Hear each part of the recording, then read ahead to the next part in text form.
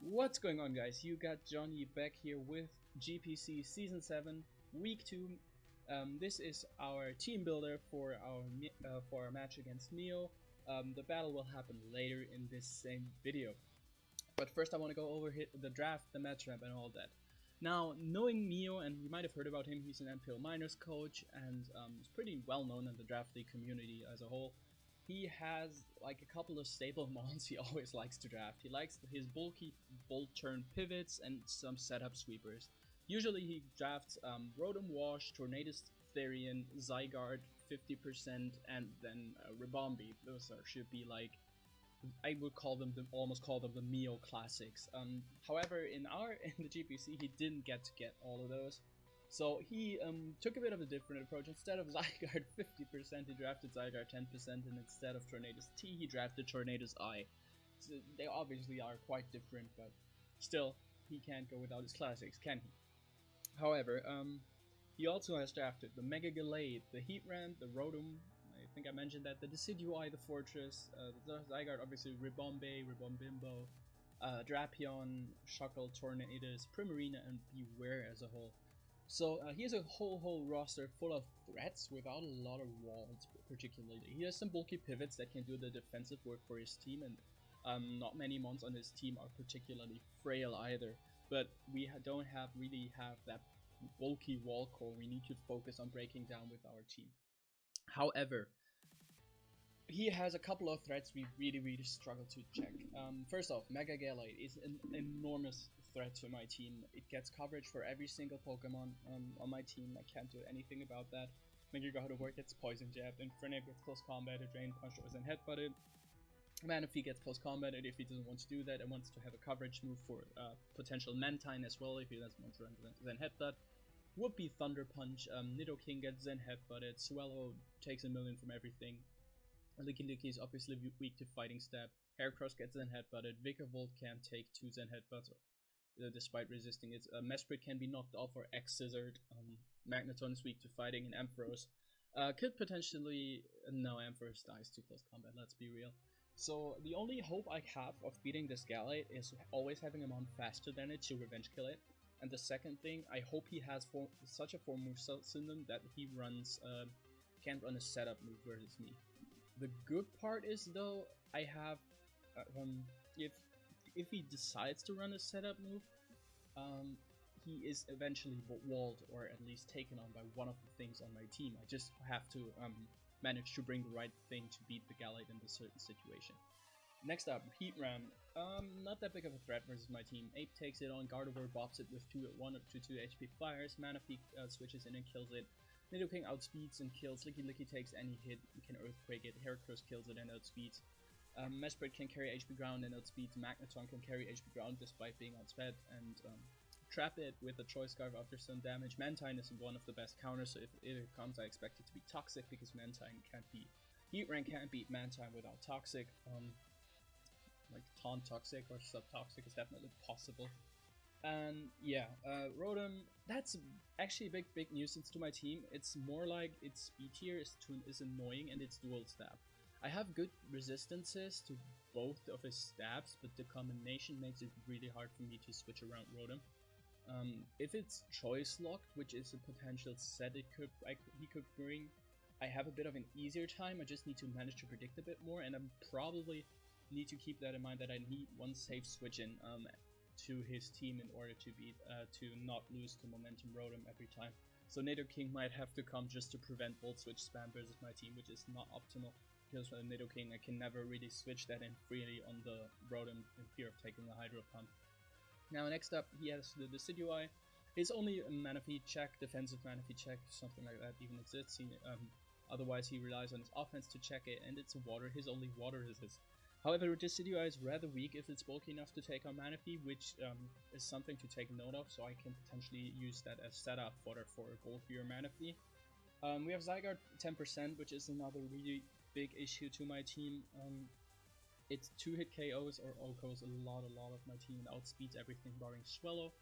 However, yeah, so that's a problem. I do have a lot of super effective coverage for it though, so it might find it tough to switch in on my team freely. Fortress is his best way to remove hazards, barring Decidueye Eye, but Decidueye Eye is pressured too much in other roles this game, so I don't really expect it to be a hazard remover. Fortress, in my opinion, has a pretty terrible matchup versus my team, since it's set up for a 4-8 Manaphy is killed by Nidoking. The only reason it might come is if he's really scared of Heracross, but apart from that, I have a pretty specially oriented team, and Fortress classically doesn't do pretty well with them.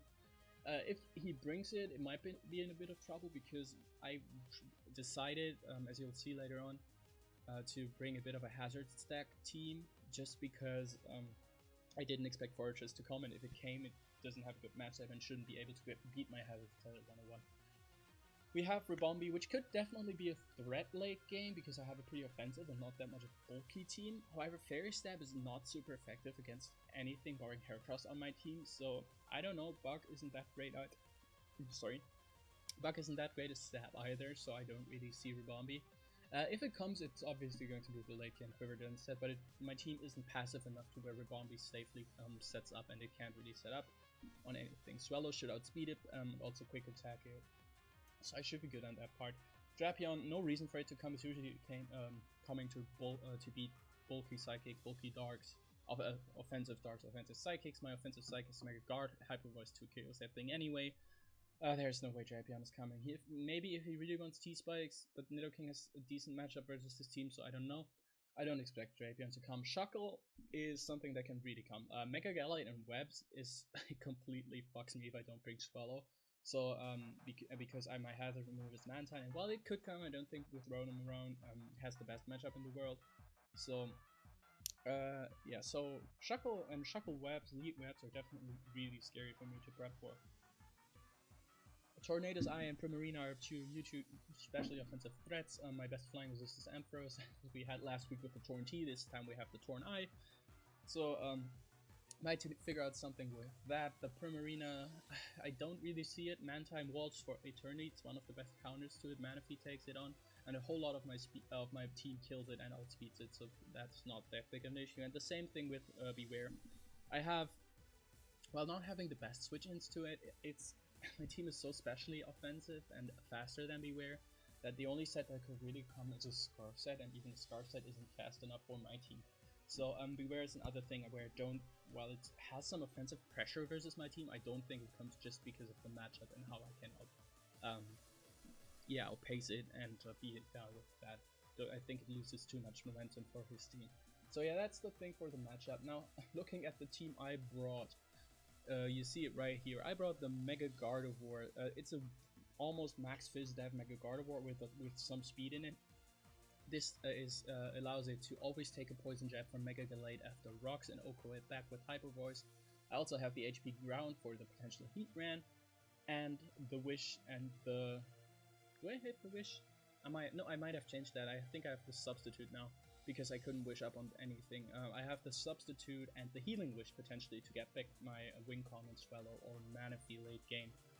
This is just my best initial, it's one of my soft checks to Mega Gallite. As long as it's not set up and I can always check him on, go Gardevoir and kill it, he might not expect me to be bulky enough to tank a Poison Jab, so that's something to keep in mind. Next up we have Fizdev Licky Licky. Fizdev Licky Licky was a necessity for this team just to have a check to Zygarde 10% because it beats down my remaining team. But with Licky Licky I've got some Wish synergy going on there with Guard and Manaphy and Ampharos all being pretty bulky. Can really stall out his team, get wishes up, protect, always beat the Zygarde. It also takes on the Ribombee to an extent because I'm physical with Earthquake and Ice Punch. Ribombee needs like +2 to kill me.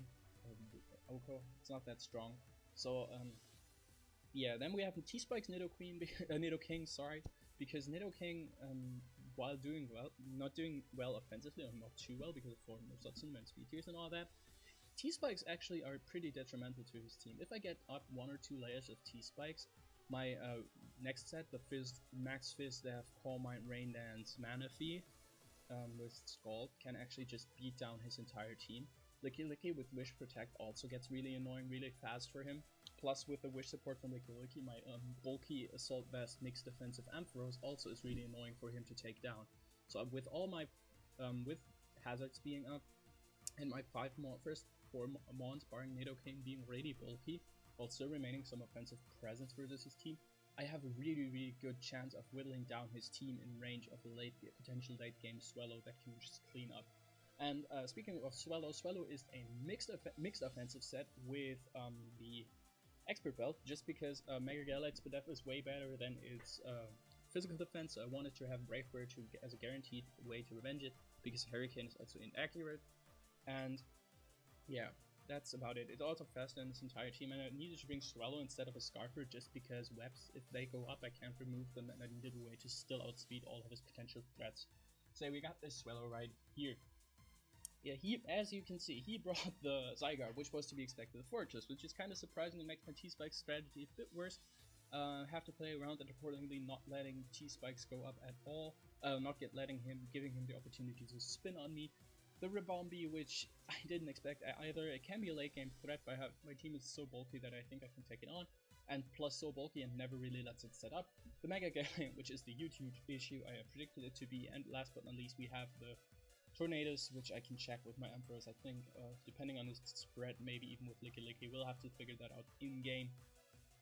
But I really wanted T-Spikes up first, because that makes dealing with Mega Galate, Ribombee, and Zygarde just a whole lot easier for my team overall. So I decided to just lead off with my Nidoking. It's Focus Sash, so I know I can guarantee get up one layer of hazards here. As I go for the T-Spikes first, I debated to taunt here, taunt on turn 1, however I figured he would have the Mental Herb. And if he's like some Infestation set, or he would switch out fearing to a KO from my Nidoking, if I would be fully offensive, I decide to get up one layer of T-Spikes first. If I, now I taunt on the second turn, because he hasn't broken my Sash, I'm still guaranteed my second layer of T-Spikes. So I do that, he is Mental Herb, so it didn't really matter in the end. He gets up both hazards. I get up my second layer of T-Spikes as he goes over the final Gambit, and I'm happy with that, because Shuckle is a nuisance. Now he goes into his Tornadus, which I have my save switch into always in my Ampros, as already done in week 1. This time I'm AV, not defensive, mixed at AV. As you see, I take not much from this. So he revealed to have an item on this Tornadus as well, which is interesting. After with an item, he goes into Ribombee as I click Volt Switch, because Volt Switch was a pretty risk-free for me, the risk-free play for me in this situation, because I always have a safe switch into the Zygarde in form of my Licky Licky. Well, if he brings in his Galate, knowing he can tank an predicting the HPIs and taking that, I'm in a way worse spot. So I click Volt Switch here, being able to switch out in with Ribombee and going back into my Nidoking. Now I can either click Earth Power and to KO any potential switch in, or pick up a kill on this Ribombee. However, I think with him being this low and my Nidoking being at this low, I predict him to just kill off my Nidoking here and decide to get up my Stealth Rocks rather than clicking Earth Power, because if I manage to stay alive. However, he pulls the hard double into Fortress, which I didn't expect, and it's a really good play on his part. And oh, he actually U-turns, never mind. He goes hard Fortress. After that, I get my Rocks. However, this gives him an opportunity to spin away my hazards and kill me with the Rapid Spin. So that's pretty annoying. My T-Spike strategy didn't work out at all, because I misread him there. Should have probably Earth Powered and just been content with been content with the T-Spikes and not have gotten Rocks up as well. Just keeping up the T-Spikes would have been way nicer for me. Now I have to deal with hazards on my side while not having hazards on his side, so that's pretty damn annoying. However, with the free switching into Fortress, I get free setup with Manaphy. That's juicy, because Manaphy, after 1 or 2 Calm Minds, really beats him.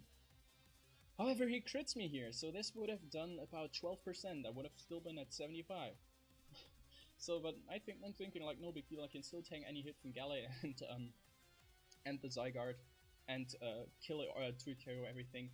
He gets a Thunder Punch crit. I would have taken 2 of those as well, funnily enough. So the double crit here costs me my Manaphy and preserves his Galate, so that's really annoying. But he did reveal the Exorcism, which makes me think he potentially doesn't have Poison Jab to hit my Gardevoir. So I'm not as worried about this and the Thunder Punch about this Galate as I was in the beginning of the game. However, this is still annoying, because Manaphy would have been a huge win con. I would have been able to 2-hit KO this Galate easily, and then none of his team really beats Licky Licky, so I can wish up back into Manaphy and sweep his team later on. So the double crit here really sucked, and I'm really in the back right now. I need to play it. But yeah, I bring in my Swallow knowing that Boom Burst is a safe to KO on anything on this team, so I basically get a free kill here. Even Fortress doesn't take it as well, that is pretty poor. So you can see the resisted hit.